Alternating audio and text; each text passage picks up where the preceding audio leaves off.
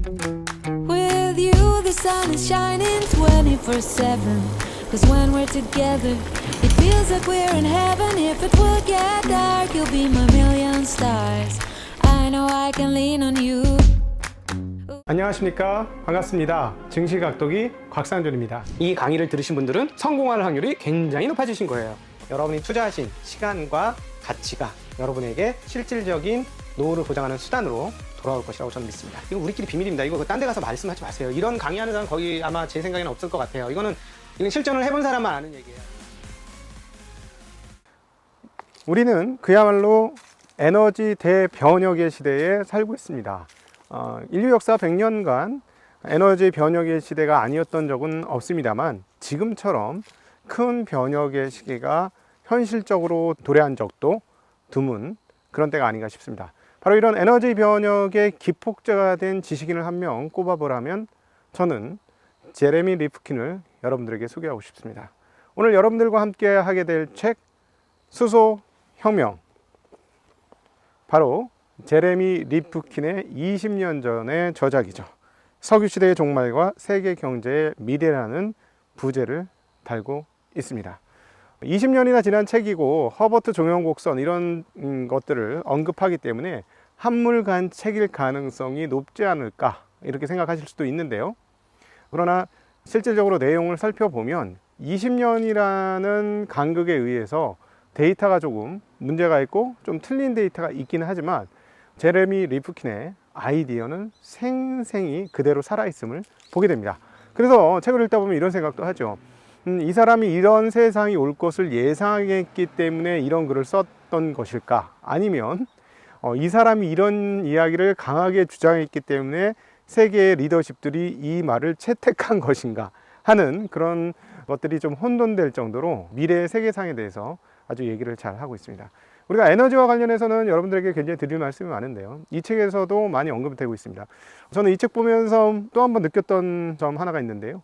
어떤 것에 대해서 곰곰이 생각해서 이럴 것이야 라고 결론을 내어서 생각의 어떤 귀결을 얻었을 때 그때 상당히 환희를 느낄 때가 있죠. 그런데 그런 그 고민과 사고 끝에 얻어낸 생각의 결과물이 이미 다른 석학이나 다른 사람에 의해서 이야기되어진 것이라면 역시 이렇기 때문에 석학이라고 불리는구나 하는 것을 느끼게 되는데, 저는 이 책을 보면서도 그런 생각이 굉장히 많이 들었습니다. 제가 여러 차례 저희 방송을 통해서 언급을 드렸던 내용이죠. 인간의 문명은 과연 무엇으로 이루어진 것이냐 라는 대목에 있어서 저는 이렇게 얘기 드렸습니다. 인간의 문명은 인간과 에너지의 결합으로 이루어진 것이 인간의 문명이다 라고 말이죠. 그런데 20년 전에 써진 이 책에는 이미 그런 내용들이 적혀 있었죠. 인류학자 조지 그랜 맥커디의 말을 인용하면서 이렇게 이야기합니다. 어떤 시대, 어떤 사람이나 어떤 집단으로 이루어진 문명이든 그 수준은 인간의 진보나 욕구 충족을 위한 에너지 이용 능력에 따라 가늠할 수 있다라고 얘기했습니다. 즉 에너지를 어느 정도 사용하고 썼는지가 인간의 진보와 그리고 인간 문명의 발달을 가늠하는 척도이다라는 것이죠. 한마디 더 들어보죠. 모든 진보는 동력에 대한 특별 보조금 덕이다. 보조금이 사라질 때마다, 그리고 보조금이 사라지는 곳마다 진보도 연기처럼 사라지고 만다. 지식의 창의성은 보조금을 활용하기 위한 수단이다. 지식의 발전과 소유 역시 동력 분배에 달려있다라고 얘기합니다. 역시 인간이 여기까지 오게 된 것, 그리고 인간 문명이 여기까지 오게 된 것은 인간의 힘으로만 이루어진 것이 아니고 인간이 에너지 자원을 어떻게 활용했느냐, 거기에서부터 인간의 문명이 여기까지 왔음을 우리는 충분히 논리적으로 사고할 수가 있습니다. 이 책에서도 그러한 대목들을 언급하고요. 이 책에서 이제 가장 재미나고 특징적인 부분들은 뭐냐면, 앞으로 그동안의 역사를 통해서 어떠한 길을 에너지가 걸어왔으며, 그리고 그런 것들을 감안해 볼 때 앞으로의 역사는 어떻게 되어야 할 것인지에 대해서 다양한 차원에서 글을 쓰고 있는데, 그런 다양한 측면에서의 그물망이 하나로 엮여지면서 미래에 대한 충분히 납득할 만한 예언을 하고 있다는 점. 그래서 20년이나 지난 지금 시점은 조금 안 맞을 수 있을지 모르겠습니다만 여기서 말했던 미래가 지금 우리에게 다가오고 있음을 다시금 느낄 수 있게 되죠. 책에서 이제 그 내용에 언급한 것들 중에서 조금 빗나간 부분들은 뭐냐면 허버트 종용곡선 관련된 이야기가 되겠습니다. 즉 인류의 석유 종말이 언제 올 것이냐 했을 때 2002년도 이 책을 쓰는 이 당시에는 대략 한 2020에서 2030년 사이 정도면 상당한 석유 종말 시대가 오지 않겠느냐. 뭐 다른 것들도 많이 있긴 하지만 그때가 되면 굉장히 위험할 것이다 라는 이야기를 하는데, 사실 지금 살펴보면 앞으로만 10년, 20년, 30년 석유 쓰는 데는 별로 문제가 없어 보이지 않습니까? 그러나 다시 한번 이 책을 닫으면서 생각을 해봤던 것 하나가 있습니다. 그 점 무엇이냐면 지금 현재 우리가 사용하고 있는 그리고 최근에 발견된 에너지죠. 그것은 바로 무엇인가요? 쉐일이 있습니다. 근데 쉐일이 발명되어지고 개발되어지는 이것, 정확하게는 발명이 아니고 개발되어지는 이것은 어디에서 기원한 것일까요? 네, 바로 미국 대륙에서의 쉽게 퍼올릴 수 있는 석유가 이제 다 끝났기 때문에 이런 쉐일이 나오게 된 것이죠. 자, 그렇다면 무슨 말이냐? 쉐일이 등장했다라는 것은 어떤 측면에서 에너지가 고갈된다라는 것을 보여주는 증명 중에 하나다라고도 표현할 수 있겠습니다. 즉, 우리가 허버트 종용곡선이 얼마나 정확하게 연도수를 측정했느냐, 이거보다 더 중요한 포인트는 허버트 종용곡선이 얘기하는 그 의미, 즉 에너지를 계속해서 개발해서 쓰면 피크가 오고 피크가 지나서는 에너지를 뽑을 수 있는 양이 점점 줄어든다. 이것은 어쩔 수 없는 진리 영역이다 라는 것, 이 부분이 허버트 종용곡선에서 상당히 중요한 게 아닌가요? 그런 측면에서 우리는 에너지 대전환의 시대에 돌입하고 있습니다. 과거 에너지는 어떤 변혁을 거쳐왔는지를 통해서 이 부분을 훨씬 더 정확하게 우리가 판단할 수 있는데요. 인간은 보통 구하기 쉽고 사용하기 쉽고 편리한 에너지에서부터 점점 복잡한 에너지로 진화해 가고 있다라고 이 책은 이야기합니다. 아주 간단한 에너지원은 무엇인가요? 바로 나무였습니다. 오늘 나무가 많은 곳에서 여러분들과 만나게 되는데요. 나무는 내가 쉽게 캘 수도 있고 가지고 와서 변형시킬 수도 있고 보관할 수 있고 사용할 수 있습니다. 그런데 잘 아시다시피 영국에서 쓰레기 연료로 취급받았던 석탄이 주요한 에너지원이 된 이유는 무엇인가요? 바로 나무가 없어졌기 때문이죠. 그래서 어쩔 수 없이 나무가 모두 없어지게 되자 부유층에서는 주로 나무만을 쓰다가 어쩔 수 없이 석탄으로 넘어가게 되는 그런 역사를 가지고 있지 않습니까? 그리고 영국은 그 석탄을 대대적으로 캐내면서 중심 에너지로 등장을 시키고 나서 인류 역사에 있어서 가장 강대국으로 등장하게 되는 것 우리는 이미 알고 있습니다. 그런데 보시면 나무에서 석탄으로 넘어갈 때 그 석탄은 나무보다 훨씬 더 캐기도 어렵고요. 그리고 다루기도 어렵고 보관하기도 쉽지 않았습니다. 그러나 여론의 측면에 있어서는 상당히 강력한 여론이 되겠죠. 그 다음에 석유요. 석탄은 내가 알고 있으면 가서 곡괭이를 가지고 가면 캘 수 있어요. 근데 석유는 기구가 없으면 안 되죠. 석유는 훨씬 더 캐기 어렵습니다. 예. 그리고 그 다음 지금 나타나고 있는 원자력은 더 말할 나위도 없죠. 그리고 바로 전기. 전기는 우리가 어떻게 할 수 있나요? 석탄 같은 경우도 일정 부분 보관을 할 수가 있죠. 그리고 석유도 드럼통을 통해서 약간은 보관할 수가 있습니다. 그러나 전기는요. 전기는 보관할 수가 없죠. 그렇기 때문에 에너지의 흐름이 점점 고도화되면서 내가 직접 다룰 수는 없으되 사용성은 매우 편리해지는 방향으로 점점점 가고 있습니다. 옛날에는 목탄으로 기차를 움직이기도 했죠. 그런데 그건 굉장히 불편한 일이고 석탄도 마찬가지고 석유는 훨씬 더 나아졌고요. 전기는요 훨씬 더 용이해졌습니다. 그러나 개인들이 접근하기는 점점 어려운 방향으로 가고 있죠. 그리고 보관성이 점점 떨어지는 그런 흐름 궤적들을 가지고 있습니다. 그런데 우리는 지금 왜 에너지 대변혁의 시대에 왔느냐, 그것을 말씀드리면 그렇습니다. 그동안에 보관하기 어려웠던 그 에너지인 전기가 선으로만 연결되어 그 전기, 스트리밍으로만 우리에게 전달되던 그 전기가 보관이 가능해지는 시대가 열렸기 때문입니다. 우리가 일정 수준 건전지 또는 2차 전지로 부르는 그런 용기를 통해서 우리는 드디어 과거에 이루지 못했던 전기의 보관을 가능하게 한 시대가 되었죠. 이것이 에너지에 있어서 엄청난 대변혁을 불러오고 있고, 이것이 자동차에까지 쓰이면서 우리는 이동의 자유를 전기를 통해서 얻게 되는 그런 신기원이 펼쳐지게 되었습니다. 그런 측면에서 지금 이 시대, 우리가 살고 있는 이 시대는 인류 역사 100년에 있어서 에너지가 가장 고도화되는 시점으로 진입하는, 그래서 그 에너지가 향후에 어떤 일을 일으킬지를 바로 그 목도하기 직전에 있는 그런 상황이다라고 말씀드릴 수 있겠습니다.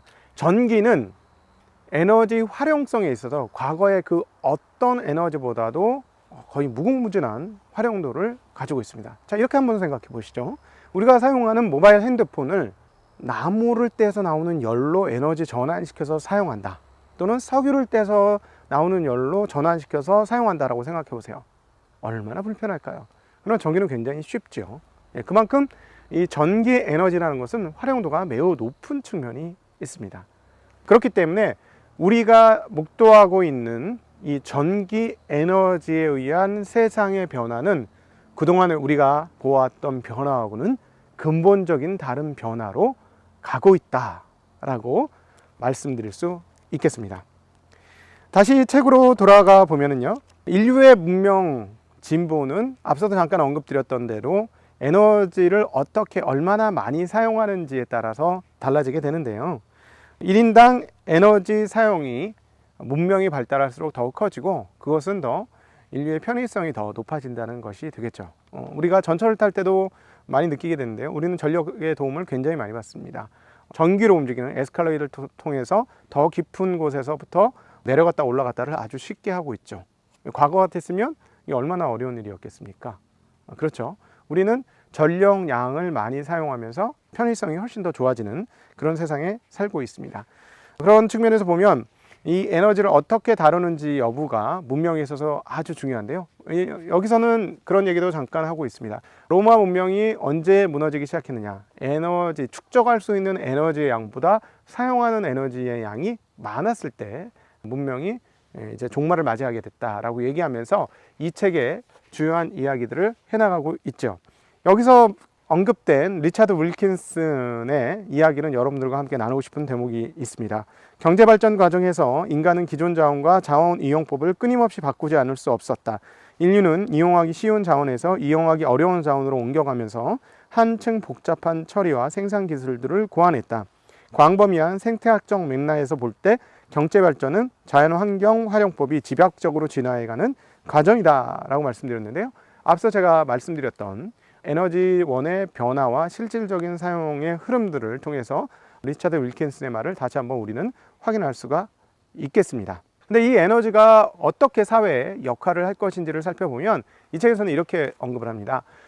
잉여로 쌓아갈 수 있는 에너지의 총량과 그리고 사용하는 에너지의 총량에 있어서 이 흐름들이 역전이 되면 문명은 발전의 단계를 넘어서 쇠퇴의 과정으로 넘어갈 수밖에 없다라는 얘기를 하죠.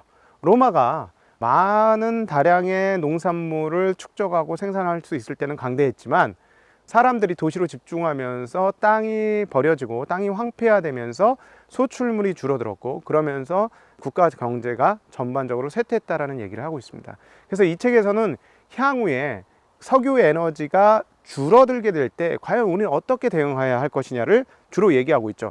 즉, 우리가 이 석유 에너지의 고갈 차원을 준비하지 못하면 우리는 로마 문명처럼 문명의 쇠락을 맞이할 수밖에 없다라는 게 이 책의 근본에 흐르고 있는 그런 그 아이디어 중에 하나입니다. 그런데 이 책은 언제 쓰여졌나요? 2002년에 쓰여졌습니다. 2002년은 어느 때죠? 바로 2001년 9.11 테러 사건이 있었던 바로 그 다음 해입니다. 그래서 이 책을 쓰게 된 근본 동인이 뭘까 책을 읽으면서 생각을 해봤는데요. 바로 그 9.11 테러가 이 책을 쓰게 된 동인이 아닌가 하는 생각을 해보았는데요.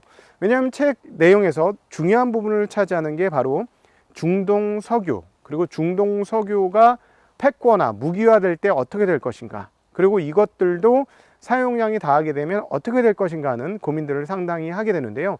9.11 테러를 당한 때문인지 중동 역사에 대한 분석과 그리고 중동의 석유 패권화의 문제에 대해서 상당히 심도 있게 다루고 있고, 그 대목이 전체적인 맥락과는 조금 동떨어진 대목이 없지 않아 있습니다만 굉장히 재미가 납니다. 이 부분은 여러분과 이 책에서 읽어볼 수 있는 재미난 대목이기 때문에 같이 한번 나누어 봤으면 좋겠는데요. 이런 측면에서 이 제레미 리프킨이라는 학자가 대단한 것 같아요. 하나의 사실을 도출하기 위해서 다양한 것들을 끌어내서 이야기를 하거든요.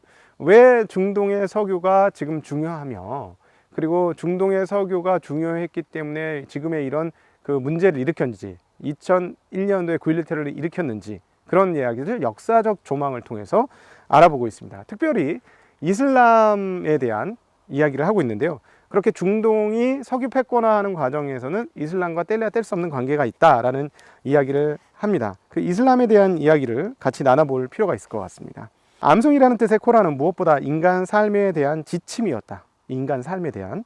코란은 무슬림에게 정의롭고 인간적인 사회, 약한 자를 돕고 가난한 자를 보살피는 사회 건설로 모든 사람이 서로 사랑하고 존중하며 살아가야 한다고 가르쳤다. 네, 이 부분이 유대교나 다른 기독교하고는 상당히 다른 부분이다라고 책에서는 얘기하고 있는데요. 보통 성경의 황금률이라고 하면 너희가 남에게 바라는 대로 남에게 해주어라라는 대목을 성경의 황금률로 생각을 합니다. 그런데 이슬람은 이와 조금 다른 프로세스를 가지고 있다는 것이죠. 즉 이슬람은 하늘나라와 이생을 가리지 않습니다. 하늘나라가 이 땅이어야 한다라는 생각을 가지고 있는 것이 이슬람의 주요한 사상이라는 것이죠. 조금 더 진도를 나가보도록 하겠습니다. 이슬람이 독특한 것은 사회의 험난한 일상정치 세계에서 신앙을 실천해야 한다고 가르쳤다는 점이다. 무슬림의 임무는 신앙이 반영된 사회 창조로 역사를 되찾는 것이다. 이처럼 새로운 구도 속에서 영적 왕국과 세속 왕국은 동일물로 간주돼야 했다. 영적 생활을 영위한다는 것은 따뜻한 사회에서 정의로운 삶을 이끌어가는 것이다 라는 언급을 합니다. 자, 그래서 이슬람 사회에서 중요하게 사회를 일컫는 말을 um마라고 합니다. um마에 대한 이야기를 보시면 이 부분들이 훨씬 더 정확해지는데요. 코란은 um마라는 목표를 위해 무슬림이 어떻게 행동해야 하는지를 자세히 가르쳤다. 일례로 모든 무슬림은 소득 가운데 일정 부분을 가난한 이들에게 나눠줘야 한다. 무슬림은 성스러운 라마단 기간 중 해가 뜰 때부터 질 때까지 금식한다. 충분한 음식과 물로 배를 채울 수 없는 이들의 고통이 어떤 것인지 직접 체험하기 위해서다. 이 대목을 통해서 최근 수십 년간 왜 전 세계에서 가난한 국가의 이슬람이 그렇게 크게 확대됐는지를 우리는 알 수 있게 됩니다. 우리가 만나보는 이슬람은 주로 이슬람 과격단체 그리고 이슬람 테러단체를 통해서 이슬람을 읽었기 때문에 그러한 시각을 가지고는 이슬람이 전 세계에 이렇게 확대되는 게 사실 좀처럼 이해가 되지 않죠. 그러나 지금 말씀드렸던 이 대목, 이슬람은 가난한 사람을 도와야 되고 함께 해야 되고 그렇게 그런 사람들이 살 수 있는 사회를 만들어가는 것이 알라의 뜻이다. 그것을 실천해야 한다라는 바로 이런 토대 때문에 전 세계적으로 이슬람이 그렇게 크게 확대됐다는 것을 우리는 이 책을 통해서 알 수 있습니다. 사실 세계 미래에 대한 예언인데 다양한 것들을 알 수가 있죠. 이 책의 장점 아닌가 싶습니다. 어찌되었건 이 책은 이러한 논의를 가지고 가면서 인류가 이제 시간이 지날수록 지금 보유하고 있는 에너지가 종말을 맞이할 것이고 새로운 시대를 준비해야 되는데 특별히 우리가 요즘 많이 ESG로 이야기하고 있는 기후 환경 변화, 이 당시에는 그것을 기후 온난화라고 표현했습니다. 기후 온난화가 너무너무 심해지고 있고 이것이 조금 더 진도가 나가게 된다면 정말 세계 멸절의 상황들이 오게 될 것이고 시간이 얼마 남지 않았다는 얘기를 2002년부터 하고 있습니다. 그러면서 새로운 시대, 환경에 부담을 주지 않는 새로운 에너지로 수소 이야기를 하죠. 근데 여기서 말하는 수소 이야기는 대체적으로 상당히 꿈에 가까운 이야기를 합니다.